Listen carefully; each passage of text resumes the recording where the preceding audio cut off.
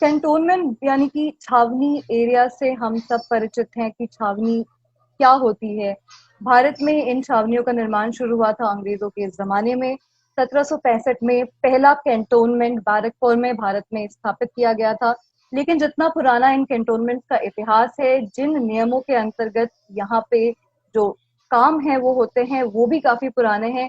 कम से कम 150 साल पुराना कैंटोनमेंट एक्ट है, जिसमें आखिरी बार परिवर्तन 2006 में हुआ था। अब सरकार ने एक नया बिल लाया है, कैंटोनमेंट बिल 2020, जिसको कि कंसल्टेशन के लिए डिफेंस मिनिस्ट्री ने अपनी वेबसाइट पे डाला था।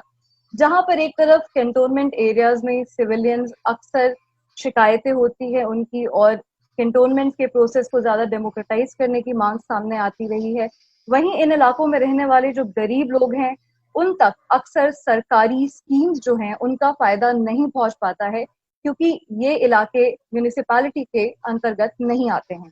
हमारे साथ महाराष्ट्र के कैंटोनमेंट जन अधिकार मंच से सुनील मस्के जुड़ रहे हैं, जो कि हमें बताएंगे। इन्होंने अभी कुछ सजेशंस दिए हैं जो सरकार ने ड्राफ्ट बिल कंसल्टेशन के लिए डाला था उस पे। सुनील जी, क्या मुख्य चीजें हैं इन जो छावनी के इलाके होते हैं, वहां पे भी स्लम एरियाज भी होते हैं, वहां पे काफी गरीब तबके के लोग भी होते हैं, किस तरह की समस्याएं सामने आती हैं?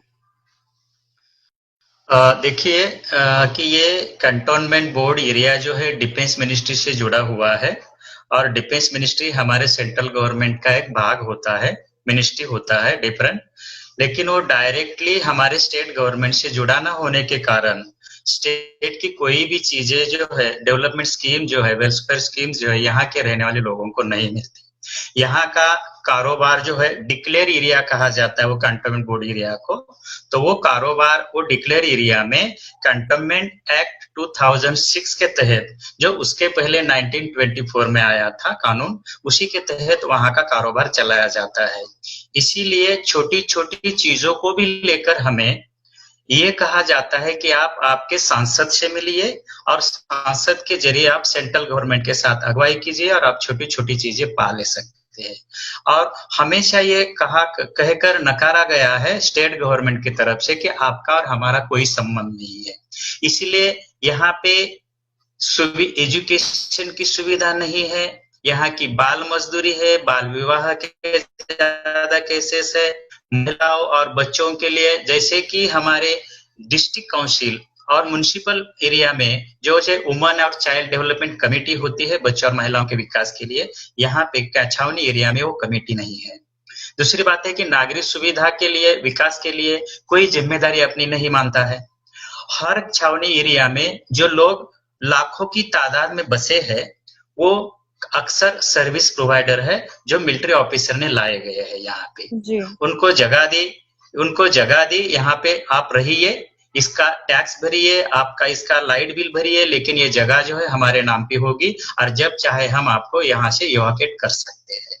तो इसीलिए हमेशा ये हैंगिंग पोजीशन में रहा है यहाँ का रहने वाला इंसान। जैसे मैं कह रहा था कि म्युनिसिपल कॉर्पोरेशन, नगर पालिका, नगर पंचायत अर्बन एरिया के लिए है, डिस्ट्रिक्ट काउंसिल, ब्लॉक पंचायत और विलेज पंचायत ये रूरल इंडिया के लिए है। लेकिन हम हमेशा ये कहते हैं कि where we the people residing in cantonment, nor attached to the urban area और neither attached to the rural area। तो हमारे लिए कोई ऐसा स्ट्रीम ही नहीं है, व्यवस्था ही नहीं है जो हम तक सुविधाएं पहुंचे। तो इसीलिए हमारे कैंटोनमेंट वासियों की स्थिति जो है, पूरे भारतवर्ष में 19 राज्यों में 62 कैंटोनमेंट बोर्ड्स है, वहां पे सिविल और आर्मी का मिक्स प्रशासन है, और लगभग 50 लाख से भी ज्यादा आबादी जो है वो बहुत ही अपने इंक्लूसिव डेवलपमेंट से इग्नोर है। जी, जैसा कि आपने कहा कि ये ना रूरल में आ पाता है ना अर्बन में आ पाता है, अपने आप में एक अलग प्रशासनिक इकाई है। ऐसे में जब ये सरकार एक नया बिल ला रही है, उसमें आप लोगों ने भी कुछ सुझाव दिए हैं, तो किस तरह के सुझाव हैं या परिवर्तन है जो आप देखना चाहते हैं? बिल्कुल, मैं बहुत डिटेल में लिखा हूँ इसके ऊपर, लेकिन मैं 2-3 चीजें बहुत अहम समझता हूँ जो आपके साथ डिस्कस होने बहुत जरूरी है। जैसे कि हम वहां पे एक सेक्शन में लिखा गया है कि cantonment board treat as a deemed municipality. तो हम ये कहते हैं, हमारा सुझाव ये है हमारे सेंट्रल गवर्नमेंट से कि अगर हम डीम्ड म्युनिसिपैलिटी का दर्जा अगर कंटोनमेंट बोर्ड को देना चाह रहे हैं तो काफी अच्छा है, स्वागत है हमारे नेटवर्क की तरफ से।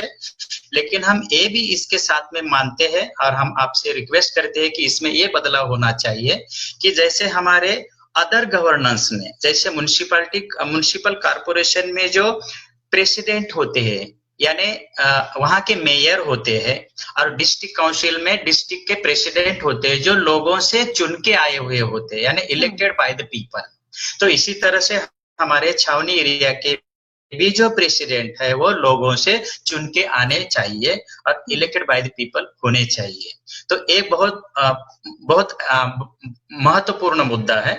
दूसरी एक बात मैं आपसे कहूंगा कि वहां पे एक सेक्शन में कहा गया है, जैसे सेक्शन 10 रेफर सेक्शन 10(2)(b) कि it says implementing the central government schemes of social welfare, public health, hygiene, safety, water supply, sanitation, urban renewable and education. तो हम स्वागत करते हैं, लेकिन हमारा अनुभव ये कहता है कि ये कोई भी स्कीमें, भले सेंट्रल से हम जुड़े हैं, फिर भी सेंट्रल गवर्नमेंट की स्कीमें भी हमारे यहाँ पे बड़े पैमाने में लोगों तक नहीं पहुंचती। अभी हमारा ये कहना है कि वहां पे बहुत ही इंपॉर्टेंट स्टेटमेंट होना चाहिए कि the bill of cantonment 2020 should say implementing the central government. उसी में हम ये जोड़ना चाहेंगे कि along with central government it should be written that state government schemes of social welfare, public health, hygiene, safety, water supply, sanitation, etc. everything। यानी हम ये जोड़ना चाहेंगे कि central, not only central government, लेकिन स्टेट गवर्नमेंट की भी स्कीमें उसमें जोड़नी चाहिए। ये बहुत इंपॉर्टेंट है, उसमें होना चाहिए। तो यानी कि आपकी मांग है कि और डेमोक्रेटिक प्रोसेस हो कैंटोनमेंट एरियाज में भी, साथ ही जो राज्य सरकार है उसका और ज्यादा इन्वॉल्वमेंट हो ताकि जो स्कीम्स हैं राज्य सरकार की वो भी इम्प्लीमेंट हो पाए। तो कुल मिलाकर के ये जो बिल भी सरकार लाई है, बिल का में जो लिखा हुआ है कि डेमोक्रेटाइजेशन इसका एक मुख्य मकसद है। तो ऐसे में आपकी भी मांग यही है कि और स्थानीय लेवल पे डिसीजन मेकिंग हो कैंटोनमेंट बोर्ड्स में। बिल्कुल बिल्कुल, यस। गो न्यूज से बात करने के लिए बहुत बहुत धन्यवाद। Thank you.